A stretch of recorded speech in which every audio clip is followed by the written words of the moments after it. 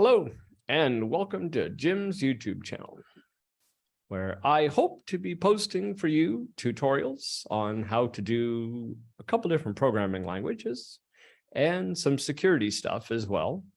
And also, I think I would like to maybe do some opinion now and again, but main thrust will be the SQL programming language and also the Python programming language.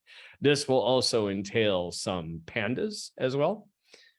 Pandas is a very popular way of doing data analysis, and I've taught that now for several years as well.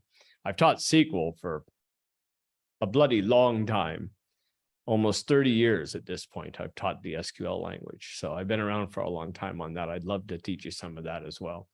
I'll probably end up doing some opinions too.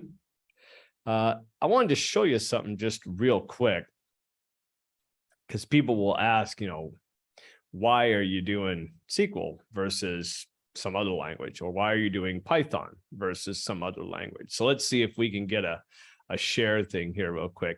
Let me get rid of these things that I've got in here right now. And I will show you in live here. So if I go in and I type in SQL, this is Google Trends if you haven't seen it before. And what this does is it shows us basically the trending value of searches and the popularity of a search. And as you can see here, one number doesn't really mean that much. So let's add in some Python here. And what's interesting about this tool is it actually understands the difference. It knows that this is a programming language versus a snake. And so I'm going to make sure I pick the programming language, right? And as you can see, good reason for doing both SQL and Python. They tie. Now, someone might ask, yeah, man, but what about PowerShell? PowerShell is really popular. I mean, I use it every day. Yeah, I use PowerShell, not every day, but several times a week. However, PowerShell is significantly less. And in fairness, PowerShell is the Windows shell language. So it's a very nice language, but it's not as popular. And for at least to start off on the YouTube channel, I'd like to start off with something a little more, for lack of better, mainstream. I could also do C#. I'm really fluent in C# as well. C# is kind of right in the middle. So strangely enough, I like the idea of teaching some C#. It's a kick in the butt. I do enjoy it. But again, I think SQL and Python is probably better.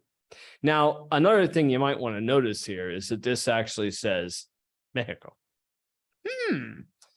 Let's see what our global or worldwide penetration is for these same three languages. It's going to be roughly similar, by the way. However, one major difference is, look at that Python. Python just rock and rolls all over stuff like PowerShell and that kind of thing.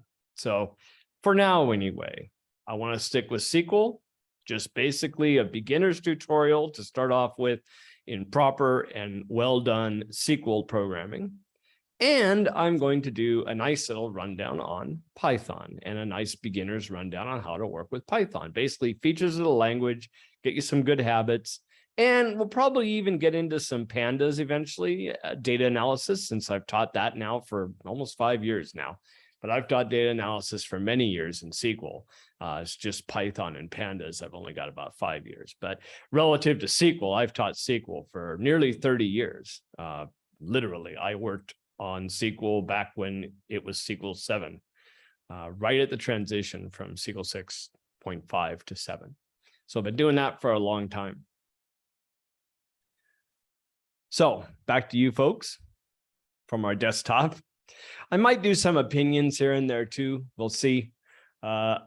I have kind of mixed feelings about that, but if I do opinions, it's certainly not going to be political opinions, or probably not going to be food opinions, even though I do like food a lot.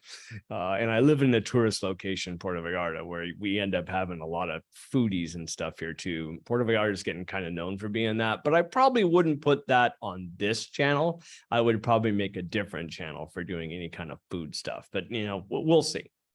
So I plan on uploading about 2 times a week. That's the mission. I want to try and do at least 2 tutorials a week. We might see more on some weeks when I'm really busy, like if I'm teaching real hard, you might see a little less, but I'm going to shoot for 2 a week. Now, if I toss in opinions, there's going to be more uploads than just 2 a week, just FYI. But we'll see. I have to think about doing opinions. I got a lot of opinions. I'm very opinionated, but we'll see. People might wonder, have I updated to Windows 11 when you saw my desktop there? No, I have not. There is no compelling reason for me to upgrade to Windows 11 at this point, because it wouldn't really be much of an upgrade. There are some reasons to run it. I'm not anti-Windows 11 in any way. It's just that there's no reason to do it. So I'm sticking with Windows 10 for now.